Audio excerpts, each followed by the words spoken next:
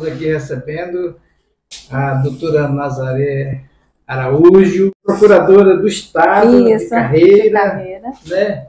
Exerceu o cargo de vice-governadora do Acre, no governo do Tião Guiana, desenvolveu um trabalho social grande, ajudou muito o governador, é isso? Filha do primeiro governador eleito do Acre, cruzeirense José Augusto. É uma satisfação recebê-la, governadora, que agora busca essa vaga para o Senado. Suas considerações. Eu também estou aqui muito feliz de estar podendo falar com as pessoas através do seu programa, através daquilo que vocês da imprensa nos oportunizam, chegar a casa, chegar também com as nossas ideias a cada um dos cidadãos, dos cidadãs, então, das cidadãs aqui do nosso Juruá. E a gente, desde sempre, tem esse compromisso. Como você falou, o meu pai, nascido aqui em Cruzeiro do Sul, filho de Cruzeiro do Sul, e com toda uma história de vida comprometida, dedicada à democracia.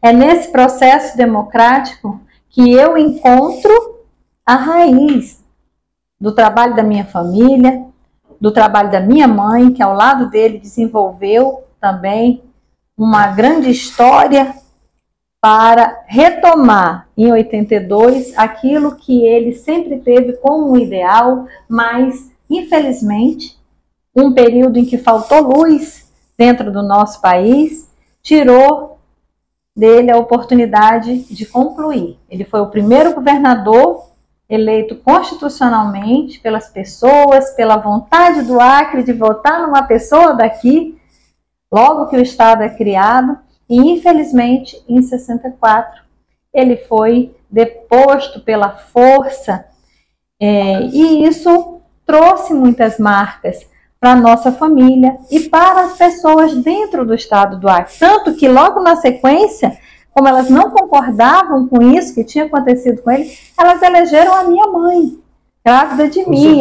Já fui, já entrei na política a partir desse momento, né? Meu nome é Maria de Nazaré, pela promessa que ela fez. Meu pai já, naquele período conturbado, doente, ele infartou, ficou muito mal, e a minha mãe pediu, né? Fez essa promessa para que, se eu chegasse a conhecer meu pai, meu nome seria Maria de Nazaré. E nós estamos juntas. Quando ela retornou para o Acre em 82, depois do período, porque ela também foi cassada no período do fechamento do Congresso. Nós somos testemunhas dessa história na nossa família, vivemos isso, esse período tão conturbado que trouxe marcas. É como se a política fosse uma coisa ruim, ela não é. A política, ela existe exatamente para você evitar o confronto, evitar a guerra. A política é a ciência que permite às pessoas chegar a um consenso, chegar a um acordo, para você saber conviver entre os contrários, sem precisar ir para a guerra. Então, a primeira viagem que eu fiz com ela, junto com o antigo seu taumaturgo, da dona Renê, do seu Geraldo Maia, daquela época, seu Rezende Lima, dona Rita, eram pessoas que, através delas, do que elas contavam, eu também ia construindo, porque eu perdi meu pai muito cedo, com 3 anos, né? E eu ia construindo esse ideal. Quando eu vi, logo que cheguei a Porto Walter, a condição de famílias que tinham problemas de saúde, que precisavam de assistência, mas não possuíam essa condição, né? Dependiam da ida de pessoas que fizessem aquela assistência. Eu fiz ali um compromisso. Eu podia me formar, fazer o que eu quisesse, mas de alguma forma tinha que ser para melhorar a vida dessas pessoas. E na minha profissão, Nelson, eu fiz isso. Como procuradora do Estado, eu procurei trazer para as leis que a gente ajudou, o Jorge, o Binho, os governadores, porque um procurador do Estado faz isso. Ele auxilia o governo, ele orienta o governo a conformar essas políticas públicas, como o adjunto de solidariedade, como o programa de desenvolvimento sustentável. Então, eu procurei, na medida daquilo que eu ia desenvolvendo, de trazer essa realidade para alcançar as pessoas, né? Alcançar a melhoria de vida delas. Quando o Jorge entrou no governo, só 8 municípios possuíam acesso ao ensino chamado de segundo grau, ensino médio. A educação. A educação é transformadora. Por isso, ela também se constitui uma das minhas bases de trabalho agora. E quando o Tião me chamou para fazer a jornada num segundo mandato, num período que nós já sabíamos muito difícil para a democracia, para os estados, para as frentes progressistas, eu me senti muito honrada e também fiz a jornada. E pude trabalhar com programas que eu sou apaixonada por eles, como Mulher Cidadã, em que a gente interligava as ações públicas, como saúde, como educação, como a política também de combate à violência contra as mulheres, para levar a oportunidade, inclusive, de capacitação, oportunidade de conhecimento em rodas de conversa com essas mulheres dos municípios.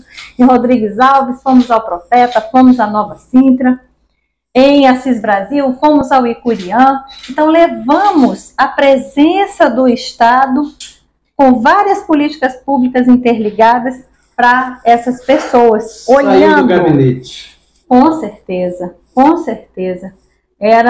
Eu procurei estar ao lado do Tião para ajudar a concretizar um novo Acre. Inclusive a sua presença permanente em Cruzeiro do Sul. Isso, eu vinha muito aqui a Cruzeiro do Sul e aos municípios também, do Juruá, do Tarauacá-Envira, do Purus, fazendo esse olhar, porque muitas vezes a pessoa conhece a capital e não conhece a realidade do interior do estado, a necessidade dessas pessoas. Então, agora as ideias vão surgindo na minha cabeça e a gente vai construindo com elas, vai ouvindo as pessoas também nas reuniões. Você tem uma base daquilo que você quer fazer e junto com as pessoas aquilo vai se ampliando na possibilidade de você construir outras leis, construir um olhar dentro do Senado que realmente faça a diferença para a vida das pessoas aqui. As emendas são importantes, mas muito importante também é você fortalecer o município, porque a nossa Constituição, ela estabelece aquilo que cada uma das entidades vai fazer, a União, o Estado e o município. Mas tem muita coisa que fica na mão do município. É o município que está perto. A pessoa mora na cidade. E o município precisa ser fortalecido na sua base para poder fazer a oferta com muita dignidade de saneamento. Está faltando em muitos locais a água, está faltando um acesso melhor à questão das creches. E aí você colocar os percentuais que sejam adequados para que os municípios possam trabalhar. Isso é uma coisa que me encanta também. E na época, com o Tião, nós fazíamos esse olhar mais próximo, junto aos movimentos sociais também, buscando a interligação, porque uma coisa alimenta a outra. Se eu tenho o olhar da população, eu sei o que ela quer, e aí eu vou fazer a oferta através da política pública. Então, o Tião trabalhou muito a questão dos pequenos negócios, a entrega de mudas dentro da produção, e a gente estava junto para fazer a diferença na vida das pessoas, valorando aquilo que nós temos como maior, que é a nossa floresta, fazendo todo um trabalho de sistematização em relação à questão do carbono, que você sabe que tem um valor incrível também e que valora essa árvore em pé e que é importante para a nossa sociedade como um todo, para a humanidade como um todo. Mas nós temos que trazer também, junto com isso, a possibilidade dos recursos. Todo mundo valora muito a Amazônia, mas então traga para cá os investimentos tem que bancar. Que, na verdade, isso, dizem a respeito desse homem que faz fronteira, que está aqui dentro dessa Amazônia e que precisa viver bem, né? A senhora vai para Brasília, um histórico dramático da sua família, seu pai, que é um herói do Acre, né? A gente pode considerar. Então, como a senhora vê a questão da democracia nesse contexto do tempo que houve, que passou da ditadura? Eu vejo como algo que ainda precisa ser colocado muito para as novas gerações, para a juventude, para as pessoas que são mais jovens, que a democracia não pode faltar. Não pode dizer que não houve ditadura. Faltar. Né? Não pode dizer que não houve, houve sim, e ela trouxe marcas profundas na nossa nação. Você veja o processo de ocupação da Amazônia, o que sofrem até hoje as pessoas com a questão da regularização das terras da Amazônia. Isso ainda é alguma coisa muito grave, que se luta muito, mas que foi fruto daquele período, né? Quantas famílias sofreram com a retirada dos seus locais de pertença, de nascimento, de origem, para que viessem os programas, e os programas não dando certo, deram origem à compra de pequenos pedaços, mas que formam os grandes latifúndios e que não reconhecem o trabalho dessas famílias pequenas. Eu penso que hoje nós já temos aqui na nossa região várias áreas que foram abertas, né? E que elas podem ser trabalhadas. E que nós temos como fazer a inclusão das pessoas, porque essa inclusão dos ribeirinhos, dos pequenos produtores, dar condição para essas pessoas trabalharem, que vai fazer com que elas entrem numa cadeia produtiva que faz bem a toda a sociedade, inclusive as pessoas que são os grandes produtores. Tem espaço no Brasil. O Brasil é um país alegre, um país muito simples, as pessoas gostam de trabalhar, elas gostam de ser honradas, de pagar as suas contas, mas elas precisam de oportunidade. A oportunidade vem através da educação, aquilo que a gente conversou lá no início, ela vem através da educação, de um processo de formação, e aí a pessoa alça um voo na sua vida pelo trabalho. Eu não posso falar em igualdade de oportunidade se a igualdade de formação aqui na base foi diferente. Isso é desumano. Não existe isso. Então, o que nós queremos é fazer um investimento maciço, como foi feito no governo do Jorge anteriormente, inclusive da formação dos professores, para que a gente tenha qualidade. Foi um marco, né? Foi um marco. Foi um divisor de águas. E que a partir daí as pessoas possam ascender nas suas vidas com formação.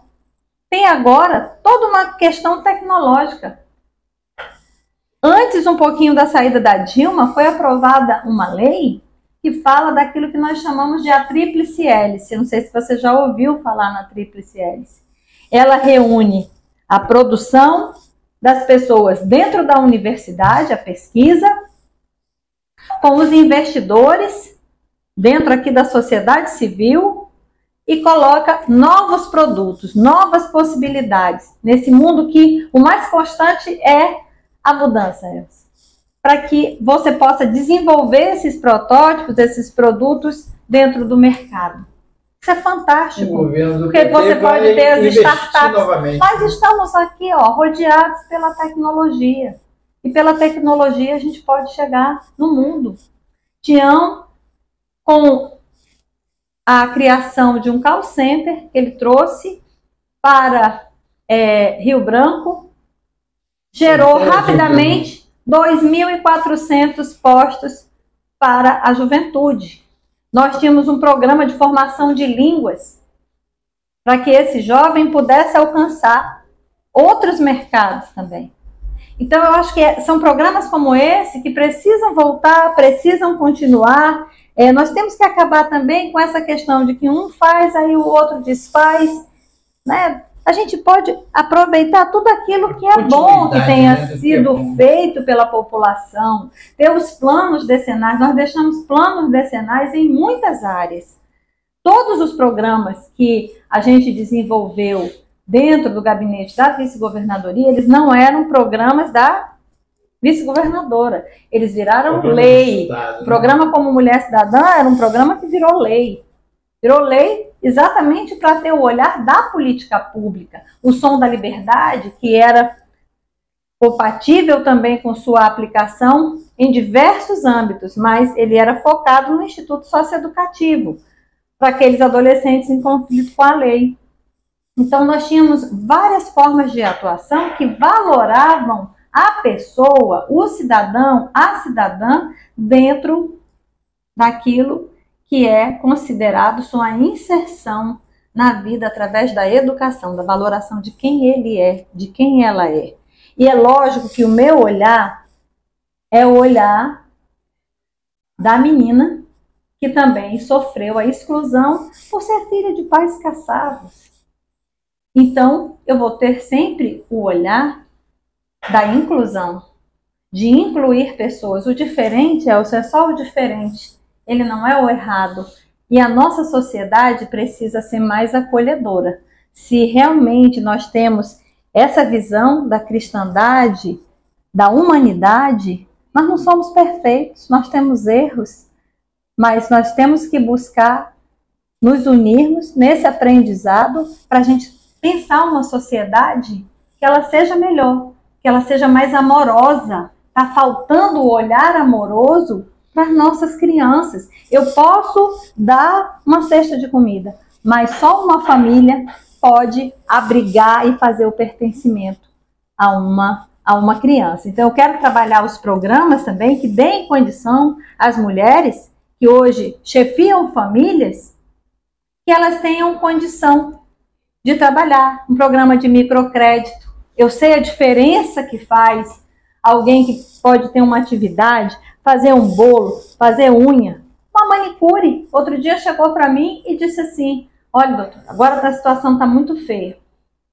Eu perguntei a ela por quê. Porque antes quem fazia unha comigo toda semana está fazendo a cada 15 dias, e quem fazia de cada 15 dias está fazendo uma vez por mês. Foram programas da gestão tchauviana, né? E no fundo, os equipamentos. Mas eu preciso trazer a obra que faz um emprego, e isso o Jorge vai fazer junto com o Marco, para que essa pessoa também, ela frequente determinados locais. E aí o programa de microcrédito, né, o programa dos pequenos negócios, ele precisa ganhar uma dimensão maior. Eu sonho com levar isso para dentro do Senado. A questão do Mulher Cidadã, para que a gente faça também o enfrentamento dessa questão da violência doméstica, mas dando condição às mulheres também delas se manterem.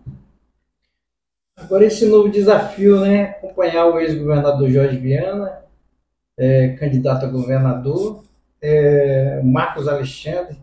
O PT apresenta nomes já tradicionais do partido e apresenta a força da mulher para o Senado, com a sua pessoa.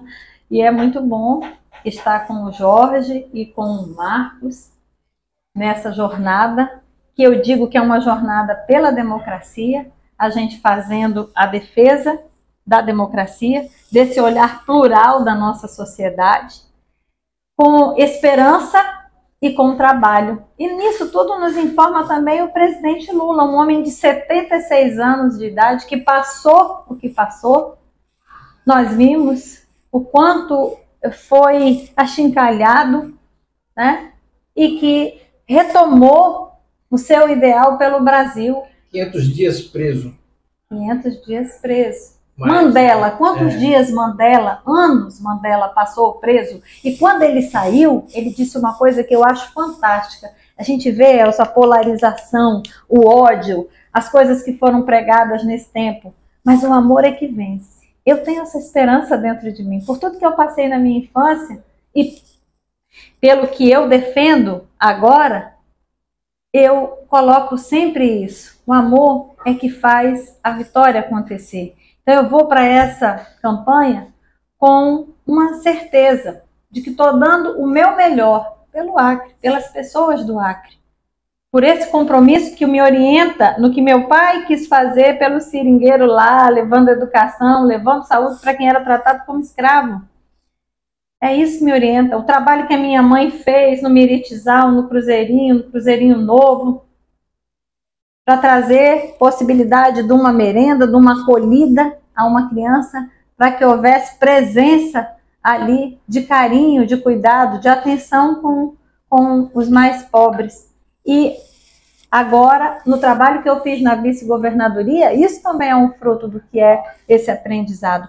Mas, nesse momento, em que as instituições do Brasil são questionadas, em que o próprio processo eleitoral, gente, tinha muito mais problema com fraude quando era o voto impresso. Nós sabemos disso, de voto corrente, de voto de coisas que aconteciam, né? Do que com as urnas eletrônicas, é alguma coisa reconhecida internacionalmente. Nós sabemos disso.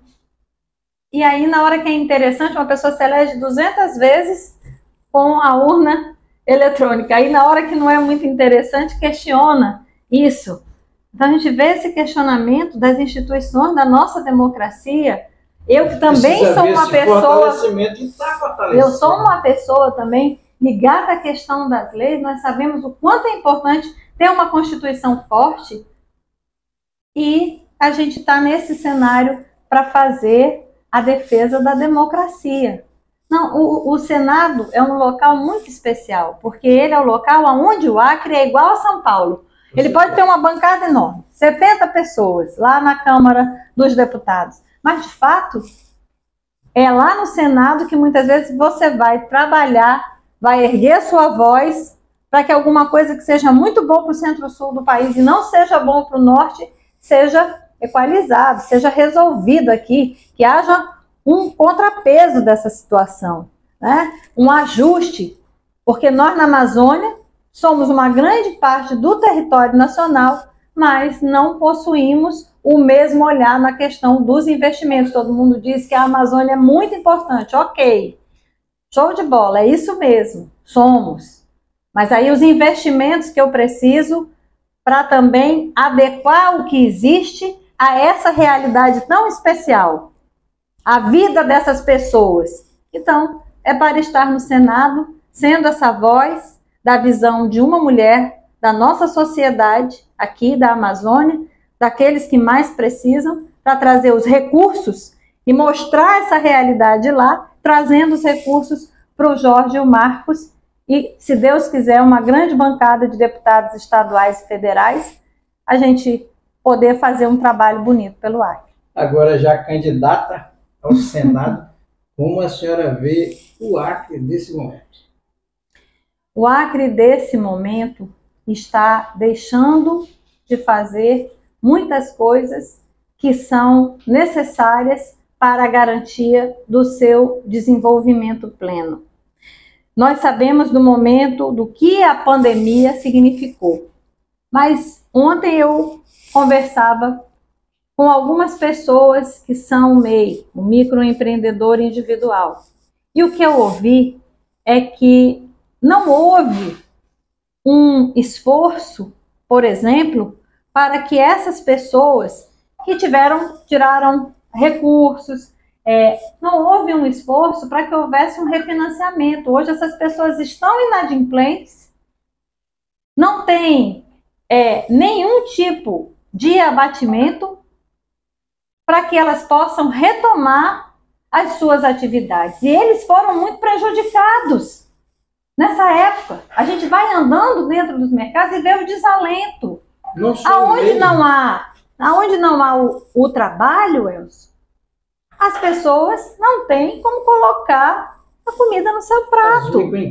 Exatamente. E elas fazem um giro muito importante. Então eu não posso olhar essa pessoa só com o olhar de quem arrecada, mas eu preciso fazer chegar para essa pessoa pequena as condições e os ajustes do que ele necessitou para ele retomar a atividade dele depois de uma coisa gravíssima, que ocorreu no mundo, que foi a pandemia. Então a gente precisa pensar em como vai colocar para as pessoas. E isso, pelo que eu entendi, não foi feito. Os investimentos grandes em saneamento.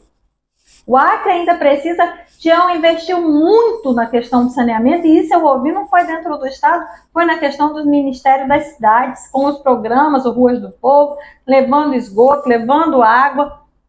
Vi obras no município do Jordão, de Marechal Thaumaturgo, verdadeiras sagas para colocar o material dentro desses locais, mas isso precisa ter uma continuidade. A questão do serviço ambiental, a questão da captação, porque quando você queima, quando você desmata muito e você descumpre a regra que tem, você não consegue trazer os recursos, como, por exemplo, o do banco do KfW, para você distribuir dentro das comunidades indígenas, as comunidades ribeirinhas, como nós fazíamos. O quanto andou o projeto de habitação ou não andou o projeto de habitação? Tem que haver uma captação de recursos e tem que haver as obras dentro do Estado. Então, isso é alguma coisa que tanto faz, serem homens ou mulheres. Mas na hora que você quer ser gestor, você precisa ter um compromisso com isso. Na hora que você quer ir para um mandato que faça a defesa do coletivo, você precisa ouvir o coletivo e tentar transformar. Não pode agora, mas vai poder se a gente fizer uma alteração legislativa. Entendeu? Então, é esse ganho que a gente precisa ter. Quais são as condições que nós temos? Nós tivemos, por exemplo, a questão da BR-364. Ela está numa condição muito delicada. E qual é a obra que está sendo feita? Qual é a parte da recuperação? Porque se eu perder o subleito da estrada é muito grave. Então, como é que nós vamos enfrentar o inverno? São esses questionamentos que a gente precisa estar fazendo a garantia de recursos, porque é uma obra federal, nós sabemos que os recursos precisam ser os recursos federais, mas eles precisam estar presentes e daqui as pessoas que tomam conta, as pessoas que vão desenvolver, ter o compromisso do trabalho para fazer acontecer no tempo certo. Né? A senhora está candidata ao Senado, sua mensagem aos cruzeirenses nesse início de campanha? Olha, Elcio, em primeiro lugar, meu muito obrigada pelo espaço que você me concedeu. Eu também desejo a toda a imprensa uma campanha muito pacífica e muito feliz. Nós assistimos, infelizmente, todas as agressões que a imprensa sofreu durante o governo presidencial, o último, e nós desejamos que vocês sejam sempre muito valorados, porque a valoração da imprensa, ela nos permite avaliar e nos permite fazer boas escolhas sempre. Vocês trazem a notícia. Vocês são as pessoas que, de alguma forma, fazem uma resistência também para manter a verdade bem colocada. Esse é o grande papel da imprensa. Então, em primeiro lugar, meu agradecimento a você. É o início da campanha, ela abriu ontem, no dia 16 de agosto. Minha felicidade por estar em Cruzeiro do Sul, eu escolhi estar em Cruzeiro do Sul. Eu fui ontem à beirada do Rio Juruá e dali eu dei o start da campanha. É uma terra maravilhosa o nosso Acre, maravilhosa. É uma terra de muita luz, de uma diversidade incrível, a biodiversidade que está colocada aqui, de pessoas maravilhosas. Na beirada do rio, há aqueles que trabalham o lado da ciência dentro das universidades, procurando valorar a nossa floresta, descobrir aquilo que ela tem como potencial, desenvolver. As mulheres que trabalham nos mais diversos locais e mostram que elas podem tanto quanto os homens, tanto quanto os homens. A gente não quer ser mais do que ninguém. São a maioria de eleitores, né? São a maioria, né? E são a maioria já na chefia das famílias. São pessoas que também têm muito a dizer e que pedem respeito, amor, carinho, cuidado.